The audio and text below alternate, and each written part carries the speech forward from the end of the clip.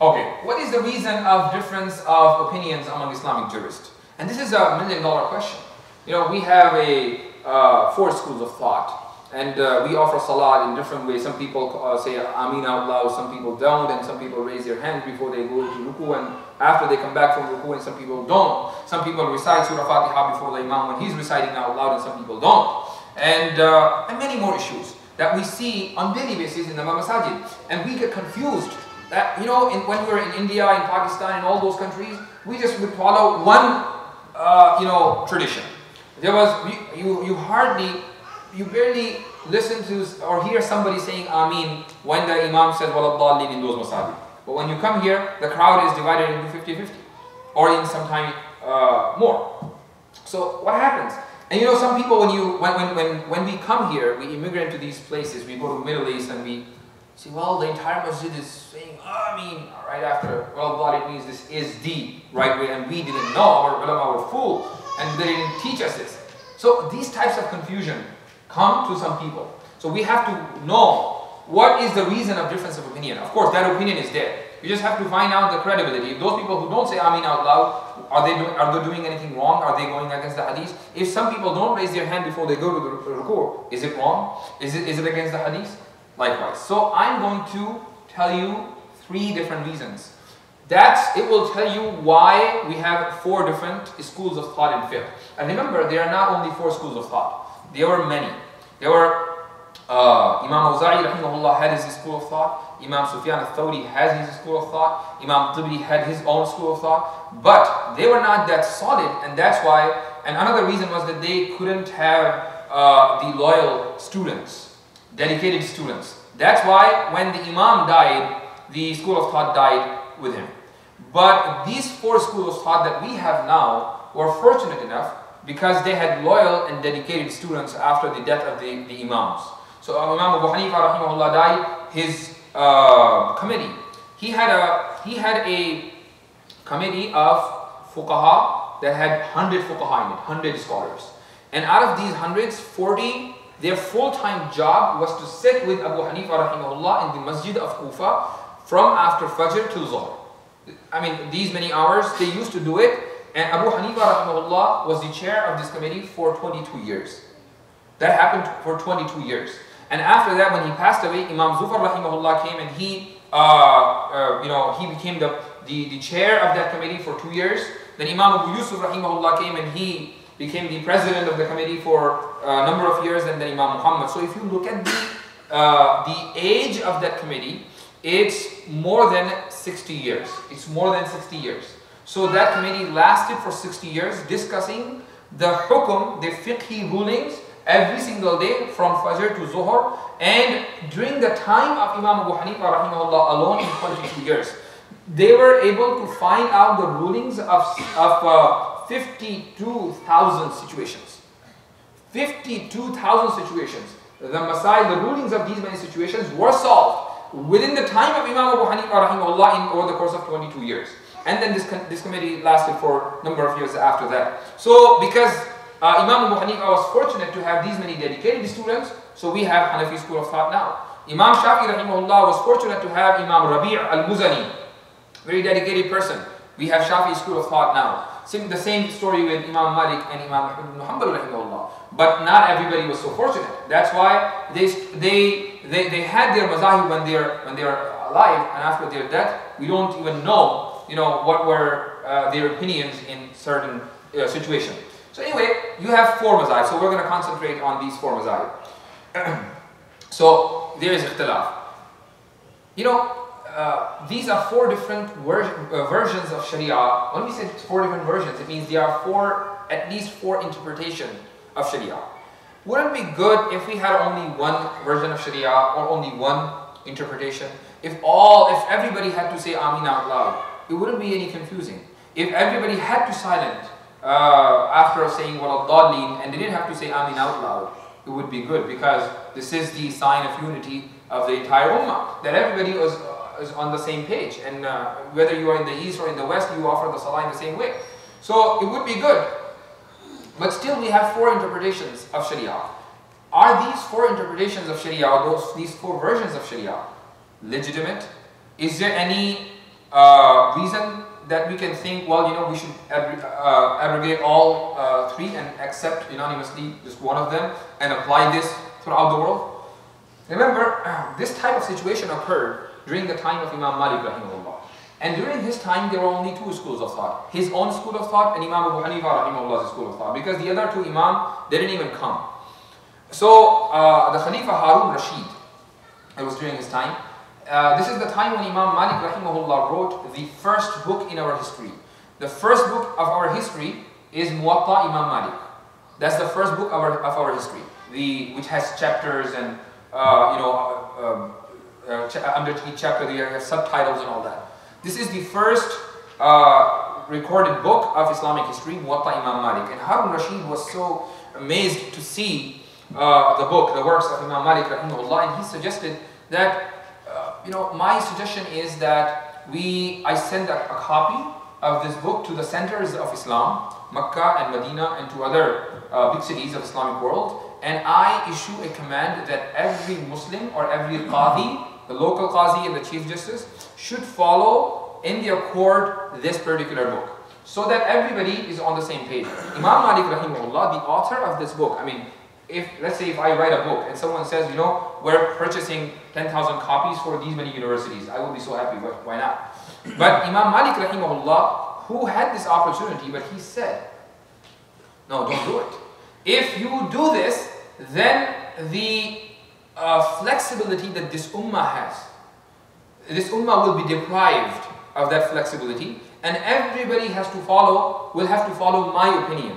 And I can be wrong in certain issues, which I don't know. And it will close the gates for other mujtahideen who will come after this generation, and they will not be able to investigate my decisions justly and properly. So don't do that, don't make it official. I mean, the book is available. If you like it, you follow it. You don't like it, you don't follow it.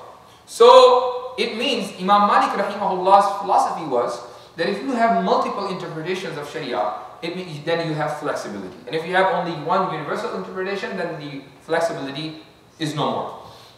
So after understanding this, I have how many? Four reasons. Four reasons why we see ikhtilaf among scholars. And this is a very important slide, and a bit longer than other slides, because I'm going to talk about in the light of examples, so you understand that if Abu Hanifa rahimahullah had certain opinion, it doesn't mean that he just said it because he liked it. Or Imam Shafi rahimahullah certain opinion, he said it because he wanted to say it. No, there is a legitimate reason behind it. The first is a word having two different possible cases. Okay, this is the first reason. Remember, in a hadith is in Arabic, and in Arabic the most difficult part for a person who learns grammar is to find out what is the case. When we say the case, it means a word can be in three different cases: a nominative case, an accusative case, and a genitive case. In the easier term, you can say whether I put the zabar, fatha, or the zair, kasra, or the pesh, dhamma on this word. Should I say rabbu, or rabba, or rabbi? So these are three possible cases. So there is a hadith, and it is accepted by all parties, but there is ikhtilaf in figuring out which is the correct case on that word. Remember, we have Quran, in the Mus'haf all the ayat are with the case, so there is no ikhtilaf, nobody can make a mistake. But ahadith were not like that. They were delivered through the oral tradition, from mouth to mouth. And it was possible that down the line, after 100, after 50 years, people had disagreement that no, the Prophet ﷺ didn't say this word like that, rather he said this word like this. It is possible. So that possibility is there. So this cause affected a mas'ala, which is a fetus of an animal. The mas'ala is, let me tell you the situation. You slaughter a sheep. When you slaughter a sheep and it was pregnant, after you slaughter it, a baby goat, a fetus comes out. This fetus, if it is alive, then obviously anonymously all the imam agree that you have to slaughter it because it is alive. So if you want it, you have to slaughter it. But what if it is dead? Can you eat it or not? Then there is ikhtilaf. Imam Shafi rahimahullah says that you can eat it. There is no need to slaughter it again. You can eat it even if it is dead. And Imam Abu Hanifa rahimahullah says that you cannot eat it because it is dead. And there is no way to slaughter it because it's already dead. If it was alive, you could slaughter it, but after it's dead, there is no point of slaughtering it. So these are two different opinions. They both follow. I mean, this is totally opposite opinion. One says you can eat it, the other says you cannot. And interestingly, they both use the same hadith. And this is a very interesting point. The hadith is, the Prophet ﷺ said, Zakatul ummi, zakatul janeen. The word zakat is with the zal. And it's not with the za. The word with the za, zakat, is what we discussed yesterday. Almsgiving, for charity, which is an obligation. The word zakat with the zal, it means slaughtering. Zakatul ummi with the zal, if you slaughter the mother, zakatul janini, it's just like slaughtering the fetus. Janeen means fetus. Now, this hadith is recorded in two different ways. Number one, zakatul ummi, zakatul janini. Number two, zakatul ummi, zakatal janini. So the difference is in the second word, when the word zakat is repeated, in the same hadith, zakatu and zakata. Only one little difference. Whether the second zakat in this hadith is in the nominative case, u sound, or in the accusative case, a sound. Right? So Imam Abu Hanifa rahimahullah says, well, it is zakatul ummi, zakatal janini. This is right. So he takes the accusative case. And he says that the meaning of this hadith now is that the way you slaughter the mother, you slaughter the fetus. This is the meaning now. After you say that, the fatha sound, the zabar sound, or the a sound is right, then the meaning of the hadith will be, the way you slaughter the mother, you slaughter the fetus. It means you have to slaughter the fetus. And when can you slaughter the fetus? When he's alive. And if he's not alive, you cannot, therefore you cannot eat. Right? Simple logic. And Imam Shafi rahimahullah said that no. The correct hadith is not zakata, rather is zakatul ummi, zakatul janini. Right? And he has his arguments. And it means, the hadith is, that slaughtering of the mother is sufficient for slaughtering of the fetus. So if you slaughter the mother and the fetus is found dead, there's no need to slaughter it again because you slaughter the mother and that is sufficient. You can eat it. So, in the same situation, the ikhtilaf, the difference is so big that it's one says it's halal to eat, the other says it's haram to eat, and the hadith is one. So nobody is saying that, as you can see, none of these two parties rejects the hadith. Both of them use the hadith, and interestingly, same hadith of the same book. So the question is not whether the hadith is sahih or da'if. No, that's not the question here.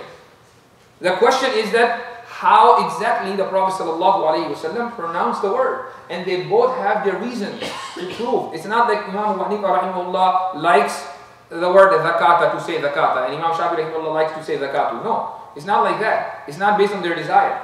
They have their reasons.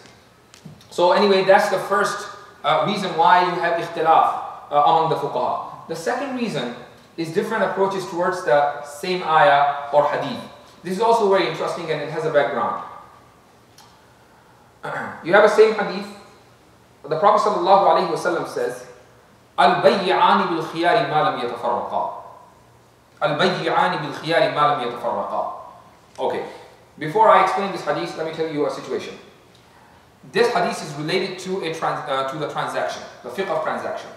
So I have this phone, and I say that, let's say I have a shop and I sell phones. You come and you say, I buy this phone. And I say, okay, I sell it. Whether it's verbal or just it's understood that you made the offer and I accepted the offer. When you buy a property, there's an offer and there's the acceptance of offer. So once you have these two things, then only the property is, or the sale is finalized. So you need two components in a transaction. Without these two components, the transaction is not valid. These two components is ijab, the offer. The second component is the qabul, the acceptance of the offer. Now, the masala is that when the offer and the acceptance of the offer is done, do I still have a right to terminate the transaction? Now, this is the masala where these two imam have difference of opinion. Imam Shafi rahimahullah says, yes, you still have a right to terminate the transaction until the end of the session. So suppose this is our session, right now we're talking about the ijtihad or the hadith. So we're talking about this. This is our session. It can last up to 3 hours. And during this session, two brothers here, they made the offer and they accepted the offer. They did the deal. So until they don't leave this session or I don't end this session, both of them will have a right to terminate the transaction, and they can change their mind and they can say, well, I'm no longer interested in it. This is Imam Shafi rahimahullah's point of view. Imam Abu Hanifa rahimahullah says that no, once you said it, you said it. You accepted it, you accepted it. Now there is no way you can terminate it. Yes, unless if the product you purchased is defective, that's a different case. But just because you were in the same session and you didn't walk away from there, you have a right? No. After you accepted the offer that was made to you, the deal is done. This is the Hanafi approach. And again, one is saying you can do it, the other says you cannot do it. Totally two different opposite points of view. The hadith is one. And the hadith is Al-Bayyani bil-Khiyari ma lam yatafarraqa. And let me translate this hadith. The two transacting parties, Al-Bayyani bil-Khiyari, have an option to terminate. Ma lam yatafarraqa, as long as they don't separate. Okay, now what is the meaning of this yatafarraqa? They don't separate. What is the meaning of separation? Imam Shafi rahimahullah says that yatafarraqa means physical separation.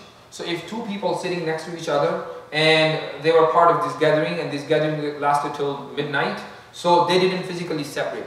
And if they didn't, it means they will have the right to terminate the transaction until they do so. So Imam Shafi rahimahullah says that yatafarraqa means physical separation. Physically they both disappear. One goes to this direction and the other goes to that direction. Imam Abu Hanifa rahimahullah says that no, yatafarraqa doesn't mean physical separation. Rather it means verbal separation, and I will explain to you later what it means. Imam Shafi rahimahullah has his logic. The logic is that Abdullah ibn Umar radiyallahu anh, a very senior Sahabi, a very famous, we know his name, the son of Umar ibn al-Khattab radiyallahu anh, he would do one thing.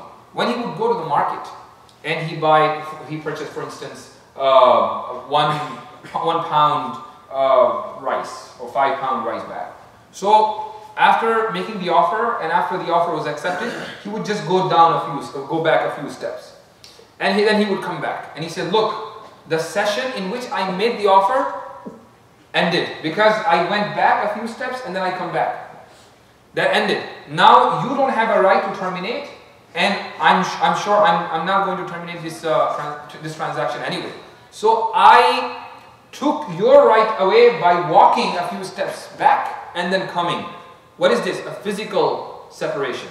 So he's trying to enforce and apply the physical separation in the light of this hadith ma lam yatafarraqa. So Imam Shafi rahimahullah says that if a Sahabi of Rasul sallallahu alayhi wasallam understood this hadith and he says that yatafarraqa means physical separation, then this is what I understand. I follow the understanding of a Sahabi. This is the logic of Imam Shafi rahimahullah. Imam Abu Hanifa rahimahullah says that absolutely fine. But look at the same word yatafarraqa. It is used in the Quran. Allah subhanahu wa ta'ala says وَاعْتَصِمُوا بِحَبْلِ اللَّهِ جَمِيعًا وَلَا تَفَرَّقُوا. You hold tightly and firmly the rope of Allah subhanahu wa ta'ala, وَلَا تَفَرَّقُوا, and don't separate. What is tafarruq here? Tafarruq in this ayah is not physical separation, because it is permissible for one to live in the east and the other brother lives in the west. What is the separation here? The verbal. Your kalima has to be one. The point of view that you adopt has to be one. The position that you adopt has to be one, so that you all live with unity. This living with unity is what? Is a verbal unity. It's a verbal unity. And if that unity is not there, it's a verbal separation. So Allah subhanahu wa ta'ala used the same word, in which meaning? Verbal separation. Imam Abu Hanifa rahimahullah says that if in the Quran it is verbal separation, then in the hadith it is verbal separation. And what is the verbal separation in the hadith? He says, look, and this is important. I made the offer. I'm saying that I sell this, or I purchase this phone. You didn't say anything. We're not separate yet. We're on the same page. You didn't say anything. You didn't accept my offer. You have a right to terminate. I have a right to terminate. I can take my offer back, and of course you can reject it. Suppose if the price I want to buy this phone, you didn't like it, you can reject it. But then you accepted the offer. When you accepted the offer, then our point of view about the transaction is the same. I want to buy it, you want to sell it, we want to go with this transaction. Now we have a, we have verbal unity. So Imam Abu Hanifa rahimahullah says that as long as this verbal unity doesn't take place, both parties have a right to reject the transaction or terminate the transaction. But once this verbal unity took place, now you cannot reject it. You understand the masala? So this is what Imam Abu Hanifa rahimahullah says. And his logic is that the same word is used in the Quran. Imam Shafi rahimahullah's logic is that the word understood by the Sahabi of Rasul sallallahu alayhi wasallam, and his understanding has to be better than our understanding. And it makes sense. And there is a very interesting story after that. Sufyan ibn Uyayna, he lived during the same time as Imam Abu Hanifa. Once he came to his majlis and he asked the same masala. And he said, Imam Abu Hanifa, how come you don't follow the understanding of a Sahabi? Ibn Umar was a great Sahabi. Why don't you follow his understanding and you follow your own understanding? So Imam Abu Hanifa tried to convince him, and he said, look, what I'm saying is from the Quran. Though it goes against a Sahabi can make a mistake. He is not perfect. So we have to follow their opinion if it is not against the clear understanding of the Quran.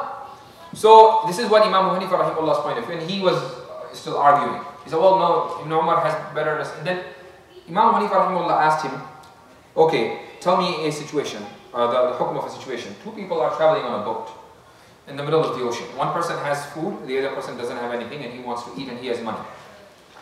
It's a small boat. The person who has money wants to purchase the food from the other person. He accepted, he made the offer, the other person accepted the offer. According to you, they both have a right to terminate the transaction until the session ends. And the session will end when this boat will go to the shore. And they're in the middle of the ocean. It can take 3 days, 4 days, who knows. So before this majlis ends, it means the deal is not done. The guy who's with money will die out of hunger. He can't eat because he will always have this fear that the other party will terminate the transaction. The only way to end this session that one of them jumps into the ocean and then comes back to the boat. So it is against logic. That's why Imam Abu Hanifa rahimahullah says that I follow the word of the Quran instead of following the hadith of Abdullah ibn Umar radiyallahu anhu. So that is the second cause. The third, apparent contradiction between the two ahadith. And the example I have is Rafqul Yadayn. So Abu Hanifa rahimahullah and Imam Malik, they both follow one hadith, and Imam Shafi and Imam Ahmad ibn Hanbal rahimahullah follow another hadith, and they apparently are contradictory to each other. So, meaning one party takes one hadith, the other party takes another hadith. Now, when that happens, the easiest example that we observe day and night is Raf'ul Yadayn. Raf'ul Yadayn means raising your hands. So when you raise your hand in salah, so the first time is when you enter into salah. That is called takbiratul ihram or takbiratul tahrima, whatever you call it. Everyone agrees, all the imam, that you have to raise your hand. There is no ikhtilaf. This is the consensus of scholars. Now the ikhtilaf comes when you, at the end of the qiyam, when you go into the ruku, whether you should raise your hand after you make your ruku, you come back, you raise your hands or not. Imam Abu Hanifa and Imam Malik rahimahullah are on the same page. They say you don't. Imam Shafi'i and Imam Ahmad ibn Hanbal rahimahullah say that you do. Okay, so this is the ikhtilaf. There are two types of hadith. Number one, the hadith that Imam Abu Hanifa uses is the narration of Abdullah ibn Mas'ud radiyallahu anhu. Abdullah ibn Mas'ud radiyallahu anhu says that the Prophet sallallahu alayhi wasallam raised his hands only in takbiratul ihram, meaning when he entered into salah. And then he never raised his hands after that. He's clearly saying he never raised his hands after that. This is a sahih hadith. We're not going into that discussion whether the hadith is da'if or not. This is a sahih hadith, super solid. Then on the other hand, there is another super solid sahih hadith. The hadith of Abdullah ibn Umar and the hadith of Abdullah ibn Abbas radiyallahu anhu. Abdullah ibn Umar radiyallahu anhu says that the Prophet sallallahu alayhi wasallam raised his hands when he entered into the salah and before going into the ruku and after coming back from the ruku. Again, the sahih hadith. Now you have two hadiths sahih. Now what you do is a big puzzle. Which one you go with? So now that opens up another discussion. That what is the reason why we give preference to one hadith over the other? Is there any criteria? or because I like this hadith, I follow this, and you like that hadith, you follow that. No, there is a criteria. And let me tell you, that criteria has so many clauses. There is a muhaddith, his name is Iraqi, Allama Iraqi. In his book, he writes the criteria of giving preference to one hadith over the other, and he was able to find out 120 clauses under this criteria. There are 120 different reasons in light of which you can give preference to one hadith over the other.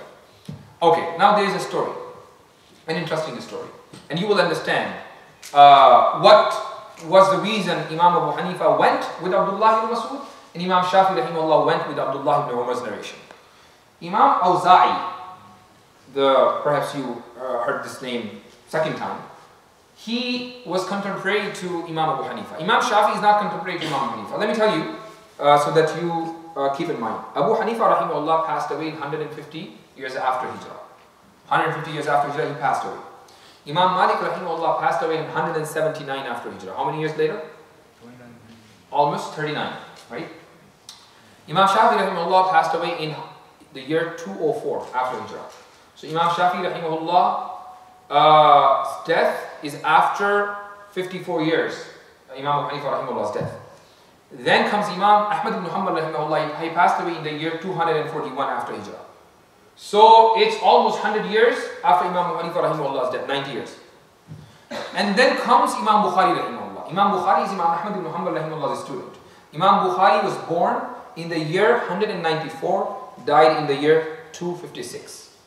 194 he was born when Imam Malik had died, Imam Abu Hanifa rahimahullah had died, Imam Shafi rahimahullah was alive, and Imam Ahmad rahimahullah was alive. So he had the opportunity to learn under Imam Ahmad. He couldn't, because when Imam Shafi rahimahullah died it was 204, and Imam Bukhari rahimahullah was only 10 years old. So he didn't see Imam Shafi. So Imam Bukhari passed away in the year 256. More than 100 years later, after Imam Abu Hanifa. Then Imam Muslim, who is the student of Bukhari, he passed away in the year 261. 261 after Hijrah. And then comes Imam Tirmizi. Tirmizi is also the student of Imam Bukhari and Muslim both. Then comes Ibn Majah. Then comes Nasa'i. And then come other muhaddithin, Ibn Khuzaymah and Ibn Hibban and Tabrani and so on and so many. So basically, we have the solid collection of hadith starting from Bukhari. This is what we call, his collection is called Sahih al-Bukhari. We all know that. This collection came into being when? When Imam Bukhari was born. And he was born when? In the year 194. And he passed away in the year 256. So when he was adult, that's when he was able to write. Let's say he was 20 years old. That's when he wrote the book. So the Sahih al-Bukhari came into being in around 214 after Hijrah. 214 after Hijrah, right? Around 64 years later after Imam Abu Hanifa rahimahullah. So anyway, so we understand these dates and it's easier to understand the hadith now. Imam Awza'i is contemporary to who? To Imam Abu Hanifa. Abu Hanifa rahimahullah has a student, his name is Abdullah ibn Mubarak, a great muhaddis of his time. Abdullah ibn Mubarak traveled to Syria, to Damascus, where Awza'i rahimahullah lived. Imam Awza'i was the Imam of the Grand Mosque of Damascus. So Awza'i rahimahullah introduced himself and he said, I'm coming from Iraq. So Awza'i was surprised, oh, you're coming from Iraq to learn from me? He said, yes. So he said the next question, do you know a person, he's kind of involved in bid'ah, his name is Abu Hanifa, do you know him? So Abdullah ibn Mubarak is a student of Abu Hanifa rahimahullah, but at the same time his problem was that he was going to learn from Awza'i rahimahullah, so he couldn't reject his opinion, he couldn't say, well, you're wrong. He said, well, yeah, I know, inshallah we'll talk about him. So he was holding a few books in his hand, and the books of that time were not printed. They were all manuscripts, without the name of the author, without fancy cover and everything. So he had some books in his hand. So Awza'i rahimahullah, it was there were a few minutes before the Iqamah. So Awza'i rahimahullah asked Ibn al-Mubarak, can I see your manuscripts, your books?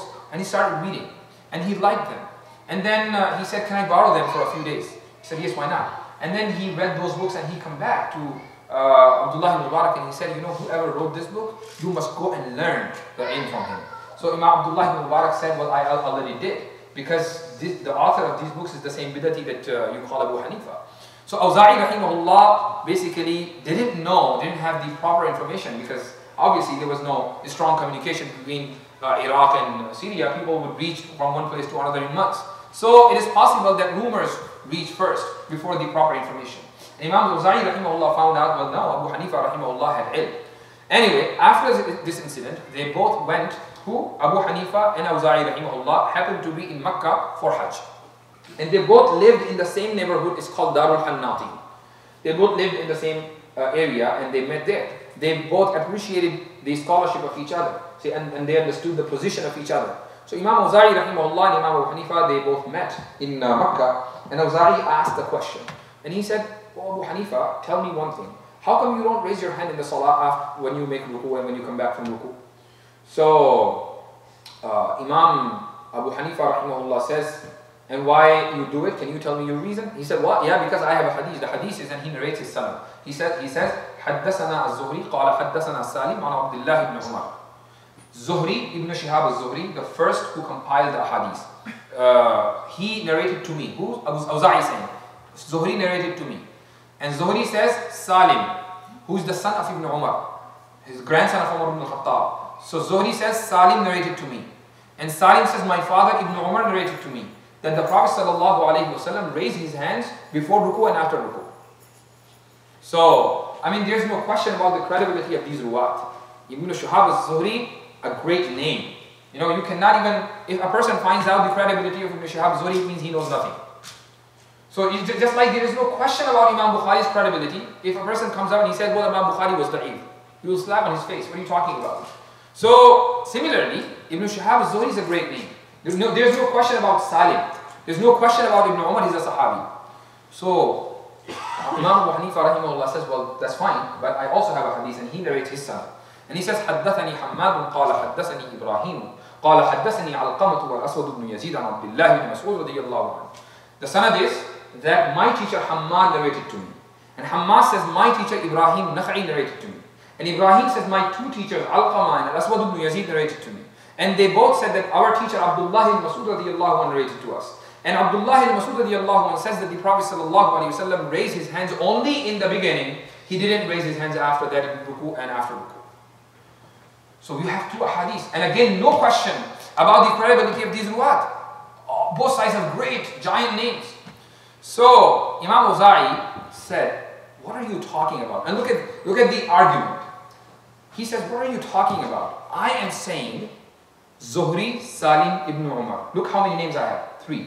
There are 3 generations between me and Rasulullah. And you're saying Hammad, Ibrahim, Alqama, then Ibn Mas'ud. So you have 4 generations. How can you do this comparison? My sanad is shorter. There are 3 people. Your sanad is longer. There are 4 people. The shorter is the better. So my hadith should be given preference over your hadith. Therefore, I raise my hands. I know what you're talking about. This was his counter argument. Imam Abu Hanifa rahimahullah says, well, I don't do this comparison, the shorter and the longer. It is possible that the shorter is wrong and the longer is right. The comparison is a little different.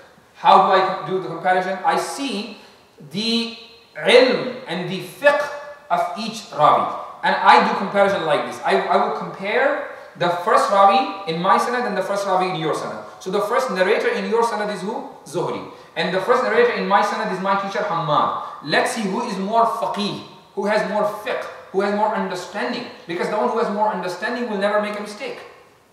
So, he says, if we do the comparison, unanimously we agree that Hammadun afqahu min az-Zuhri. That the entire ummah believes that Hammad has more fiqh than Ibrahim az-Zuhri, Ibn Shihab az-Zuhri. Okay, let's go one step higher. So one step higher is on your side comes Salim, on my side Ibrahim al-Nakha'i. So he said, وَإِبْرَاهِيمُ أَفْقَهُ مِنْ Salim. Ibrahim al-Nakha'i has more understanding according to the entire ummah. This is the judgment of the entire ummah. That Ibrahim al-Nakha'i had more fiqh and understanding than Salim. Let's go one step higher. One step higher, on your sanad is Abdullah ibn Umar, a Sahabi. And on my sanad is Alqama and Al-Aswad ibn Yazid, both of them are Tabi'i. Okay, that's the problem. On one side you have a Sahabi, on the other side you have a Tabi'i. Imam Abu Hanifa rahimahullah says, لَوْلَا صُحْبَةُ ibn Umar. If there was not companionship of Abdullah ibn Umar. Meaning if Abdullah ibn Umar wasn't Sahabi, suppose, then in ilm, the other two individuals, Aswad and Alqama, would overcome Abdullah ibn Umar. Just because of companionship, he had the advantage of living with the Prophet ﷺ. He's called Sahabi and he has preference over Tabi'een. But when you look at the understanding, it is possible that a Tabi'i has more understanding than a Sahabi. It is also in the hadith. And then he says, let's go one more step up. You don't have anybody and I have Abdullah ibn Mas'ud. And he said, Wa Abdullahi Abdullah. And Abdullah is Abdullah. There is no question about his credibility in his fiqh. Even the Prophet ﷺ made dua for his fiqh.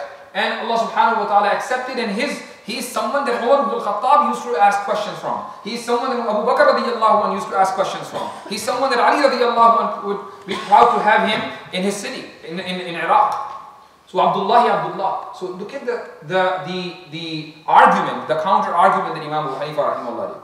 His reason of giving preference to the hadith of Abdullah ibn Mas'ud is that all the ruwat between him and the Prophet sallallahu alaihi wasallam are afqah. They have more fiqh. And the reason that Awza'i rahimahullah give preference to the hadith of Ibn Umar, that it is shorter. I mean, both make sense. You cannot reject one or the other. If this is the reason, then why you raise the question against the credibility of any position or any fiqh position? I mean, you cannot say that those people who don't raise their hand are wrong, or those people who raise their hand are right or wrong. You cannot say that. Both of them follow a hadith. It's just that one party takes this hadith and the other party takes that hadith, and both of them have legitimate reasons which you cannot reject, which you cannot argue with. Can you go to the... Okay. One more thing. There's a very big misconception in our society that if the hadith is in Sahih al-Bukhari, it gotta be right, and you have to take it, and you reject everything after that. Well, it is right. I'm not saying it is not right. It is right. But remember, and I'm giving you some numbers, and these are facts. You cannot ignore these facts. The total number of Sahih hadith is around 100,000. 100,000. 100,000 Sahih hadith we have. The total number of ahadith in Sahih al-Bukhari, if you delete the repetition, you know some ahadith repeats, around 4,000. 4,500. If all the ahadith in Sahih al-Bukhari are Sahih and they are Sahih, it represents only 4.5% of the entire collection. Right? Out of 100,000 you have 4,500 ahadith. Only 4.5% of the entire Sahih collection. How can you say that whatever comes in Sahih al-Bukhari is final, is period, and nothing after that? No. Even Imam Bukhari himself claims that if I don't narrate a hadith in my Sahih, doesn't mean that hadith is not Sahih. I just didn't narrate it for some reasons. Yes, I claim that everything that I narrate is Sahih. But what I don't is da'if? No. This is what Imam Bukhari himself said. So we have to clear this misconception. We have to, admit these facts and figures. That if a hadith in Sahih al-Bukhari, it can be very strong, but it doesn't mean it is final. So, the hadith of Abdullah ibn Umar, remember, that Imam Shafi'i rahimahullah uses, it is in Sahih al-Bukhari. But the hadith of Abdullah ibn Mas'ud is not. Can you reject the hadith of Abdullah ibn Mas'ud on the basis of the argument that I presented? You can't. Because there is no question about the credibility of all the ruwat in the hadith of Abdullah ibn Mas'ud. They are all on the heights of credibility. Similarly, there is no question about the credibility of the ruwat and the narrators in the hadith of Ibn Umar. So just like you cannot reject the hadith of Ibn Umar because it is in Sahih al-Bukhari, how can you reject the hadith of Ibn Mas'ud just because it is not in Sahih al-Bukhari? So we have to be very honest and informative in this regard. That Sahih al-Bukhari is one of the greatest collection of hadiths that we have, but this is not a final collection. And it doesn't represent the 100% Sahih hadith of our tradition. And being a hadith in Sahih al-Bukhari is a strong point. No doubt. Remember I just said Allama Iraqi is a muhaddith and he listed 120 clauses. So, and there is and it goes with the sequence. So the first clause is the strongest. You give, in light of which you give preference to one hadith over the others. The second clause comes second, the third comes third. That's how he writes down all 120. So the 120th is the weakest reason of giving preference to one hadith over the other. Do you know, being a hadith in Sahih al-Bukhari, what is the clause number? It is 102nd. It is 102nd. So if the hadith is in Sahih al-Bukhari, yes, you can give it preference over other hadiths. But you have to first check all 101 reasons before you come to this reason. You have to check all 101 reasons first. If none of those 101 reasons exist in that hadith, the only reason that exists is that it is in Sahih al-Bukhari. Then no problem, you can accept it and you can give it preference over the one that is not in Sahih al-Bukhari. But you have to check if the two hadiths are contradictory. For instance, Abdullah ibn Mas'ud hadith and Ibn Umar radiallahu anhu's hadith. So you cannot jump to the 102nd reason and bypass all 101. You have to see first on what basis I am giving preference to one hadith over the other, and all these 101 reasons exist or not. If they don't, fine, take the hadith of Ibn Umar just because it is in Sahih al-Bukhari. Right? So this is a very important point. And those who don't follow this criteria, look what happens. There is a hadith, لا يبولن أحدكم في الماء الراكد. None of you urinates in still water. In still water, al-ma' al-rakid, the water that's not moving. There are some scholars who reject the philosophy of ijtihad and the criteria and the principles, and they say, you know, we're independent, we just connect ourselves to the Quran and the Sunnah directly without the help of Sahaba, without the help of mujtahideen and an-a'imma. You know, because the hadith is very clear. We are native Arabs, we understand Arabic language. So if the Prophet ﷺ said, you know, do this, you do that, and what he doesn't say, you don't do it. I mean, it's halal. So they used this hadith and they did ijtihad, and they didn't follow the principles of ijtihad, and look what happened. According to them, and they were very few, and you know, I'm just saying, so that you know, the subject has been so dry, and it brings laughter on our face. So they said that if water is still, you urinate in that water directly, it is haram because it is in the hadith. But if you urinate in a cup or in a pot, and then you put that water in that still water, urine in that still water, it is halal. And if that doesn't make that water impure, you can still make wudu. I mean, this is totally, again, it's nonsense. Why they had this approach? Because they did not understand the principles of ijtihad, and that's why they made this huge great mistake that if you urinate directly into the water, then water has become impure, you cannot make wudu. But you threw your urine into the water, it is still halal, okay to drink and okay to make wudu. So next slide, please. Okay, can I take the best of each school of thought? Another $1 million question. I mean, you have 4 schools of thought, you have books available, you can read, and that happens. You have